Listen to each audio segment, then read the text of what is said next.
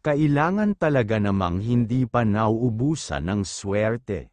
Itong si Mang gagawa dahil may natitira pang awa sa kanya yung bida nating si Tanggol. Akala pa naman natin natutuluyan na siya nito nang sabihin nitong walang kapatawaran ang ginawa nila sa kanya. Agad na umalis ito ng bida natin si Tanggol. Pagkatapos nangyari, sumunod naman sa kanya ang buong tropa niya, kasama ito Sam Alow na punong-puno pa rin ang galing itong si Tanggol. Habang nagmamaneho, bumabalik sa kanyang mga pangyayari nung nakaraan, at habang pabilis ng pabilis ang kanyang takbo ay hindi niya namalayan at buntot pala sa kanya itong tropa niya. Sa sobrang bilis ay nahihirapan silang na politiko dito natin. Ano kaya ang binabalak kayo nang dumating si Tanggol?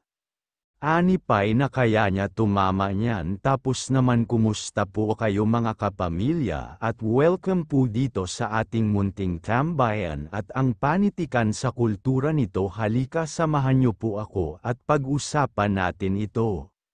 Humihingi ng saklolo itong si Aling Marthes para kay Mang Ligaw, at dumating naman sila chairman at ang mga barangay tanod. Wala nang malay sa Surigao nang isugod ito sa ospital, kaya diretso ito sa emergency room. Nakiusap si Aling Martha sa doktor, gagawin ko ang lahat para mabuhay sila Gregor. Agad namang inasikaso ng doktor ang pasyente, kaya lang pagkatapos nilang masuri ang kalagayang ito ay sinabi ng doktor, aling maliit na napakaliit umano ng tsansang mabuhay pa ito sa mga gawa. Ay naku po, talaga namang pinagpala pa siya dahil hindi siya tinuluyan ng bida natin si Tanggol.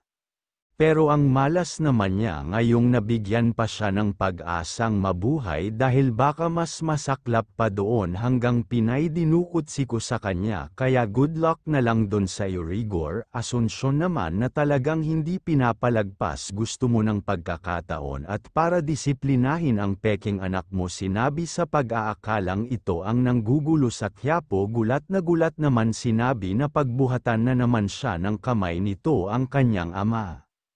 Kaya tinanong nito kung bakit. Akala naman ni gusto mo na nagmamaang-maangan ang ipagsasabi kung kaya't binanatan niya ito. Hindi nakatiis itong si Daddy, kaya sinubukan niyang lumaban. Pinagtangkaan niya siya ng tapusin na itong sagot mo, pero talaga namang list po ito at agad itong nakabunot ng baril. At bago pa man ang hari si David, kay boss naman yung binuhat niya ng malaking bagay na di pa tayo sigurado kung ano yun, ay nauna nang pumutok ang baril na hawak ni gusto mo. Ano, nasaan siya po natin ay tinamaan nga itong sinabi. Siguro hindi pa doon nagtatapos ang yugto ni David dahil ilang beses na siyang nabaril. Buhay pa naman hanggat niluto na nag-aalaga sa kanya.